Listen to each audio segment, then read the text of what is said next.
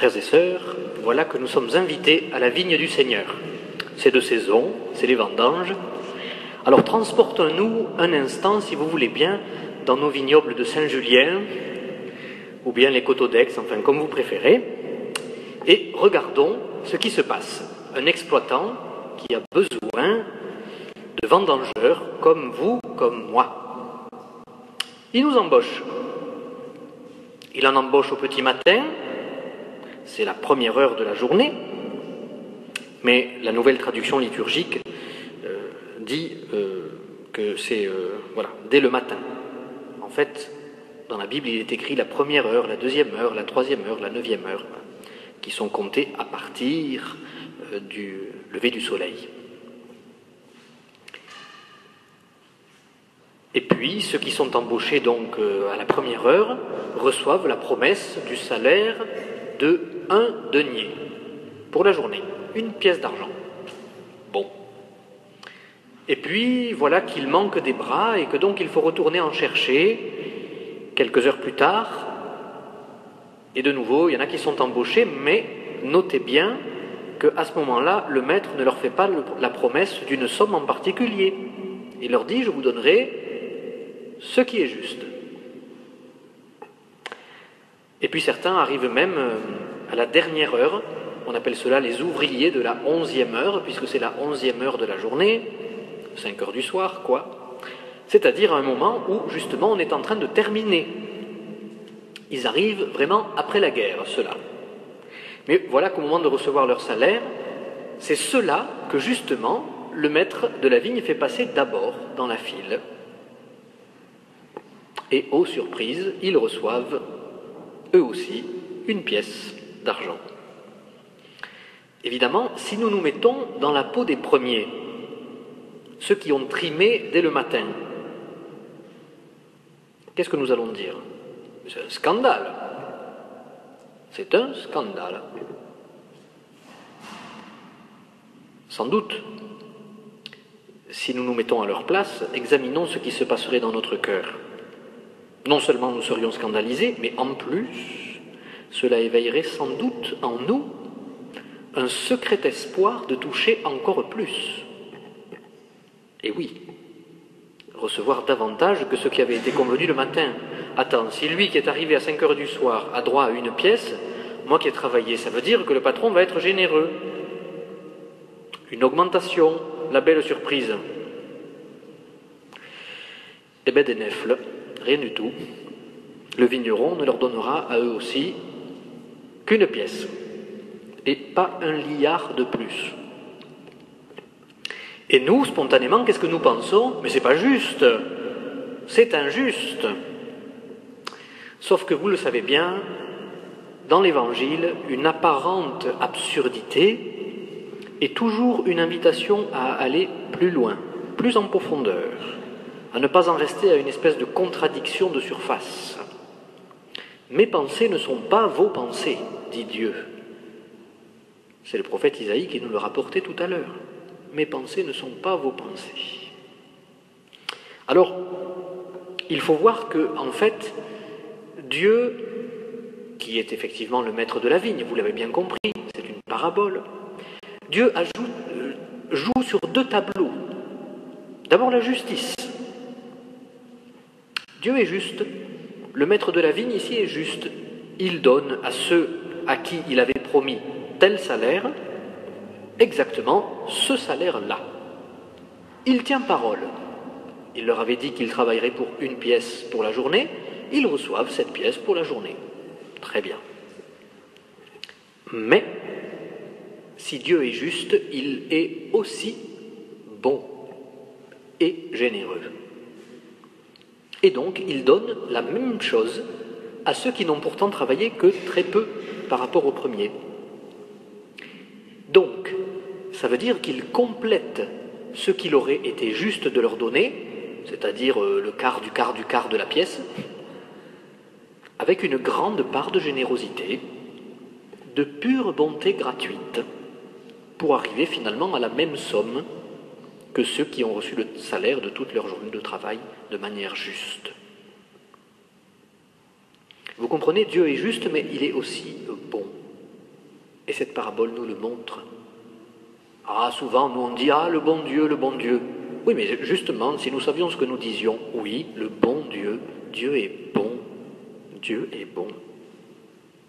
Mais Dieu dépasse notre logique strictement humaine, strictement comptable. Dieu est riche, oui, c'est vrai. S'il peut payer largement pour du travail qu'on n'a même pas fait, c'est qu'il est riche, d'accord. Plutôt panier percé, hein, ce Seigneur. Mais oui, mais il est riche en miséricorde. Et il ne compte pas. Ou plutôt, vous savez, comme disait Froissart, Dieu c'est celui qui ne sait compter que jusqu'à 1. Moi je trouve que c'est une des plus belles définitions de Dieu, ça.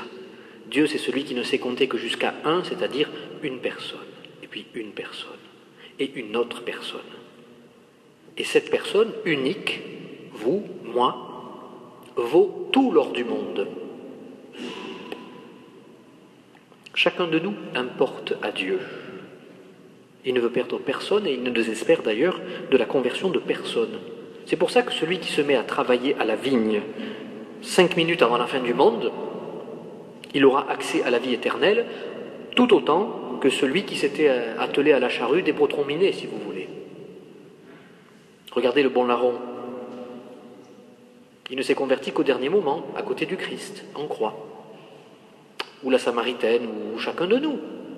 Qui ici pourrait se vanter de n'avoir jamais, à aucun moment de sa vie, lâché la charrue du Seigneur à un moment donné ou à un autre?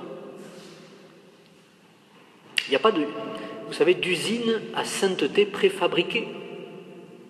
C'est du cousu humain, et c'est toujours des pièces uniques que le Seigneur fait.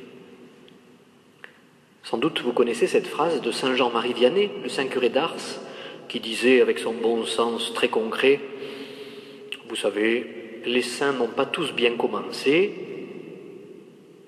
mais ils ont tous bien fini. Ça nous laisse de la marge, n'est-ce pas? Alors, je voudrais terminer simplement en vous citant un extrait de ce qu'avait dit un jour le frère Jean-Philippe Revel. C'était un prêtre de notre diocèse, un théologien, à Saint-Jean-de-Malte, à Aix. Je l'ai eu comme professeur de théologie et c'était vraiment un pédagogue lumineux. Voilà ce qu'il dit au sujet de ce que nous voyons là. Parce que quand même, avouons que, à parler de la bonté de Dieu, il nous reste quand même un petit peu en travers de la gorge que nous continuons à penser que Dieu est injuste. Et que quand même, il aurait dû donner davantage à ceux qui étaient là dès le matin. Avouons que cela ne nous laisse pas tout à fait tranquilles. Et que cette générosité de Dieu, nous avons quand même du mal à la digérer.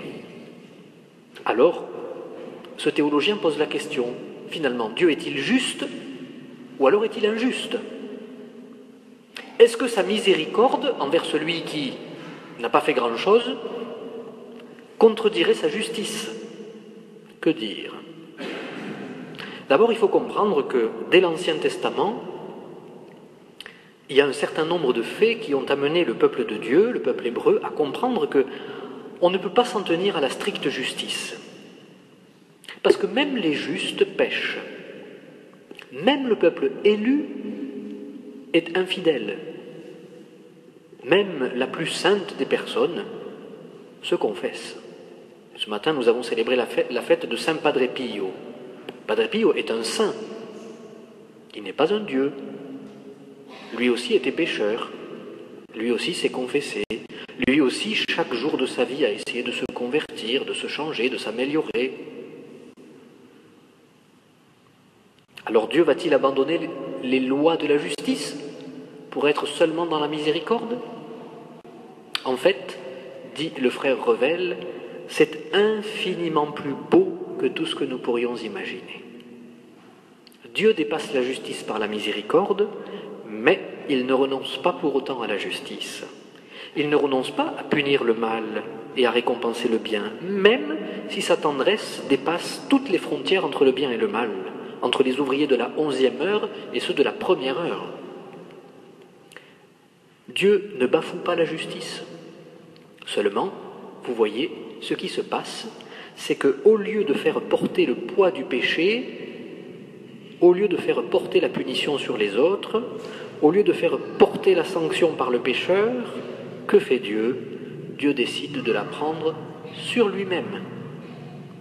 Tout le mystère de la croix, impossible de faire tenir droit cette croix ce soir, elle est penchée. Bon, tout le mystère de la croix, c'est cela. Jésus prend sur lui nos péchés. Sur lui. Et sa souffrance à Jésus va correspondre exactement à l'horreur de notre péché. Le frère Revel conclut en disant finalement il y a quelque chose de cassé dans notre monde, dans les victimes de notre violence, en nous-mêmes, à cause de la violence des péchés que nous commettons aussi. Soyons lucides. Il y a de la destruction. Et cette destruction a vraiment besoin d'être réparée, comme a besoin d'être réparée notre Église qui finira par nous tomber sur le citron un jour.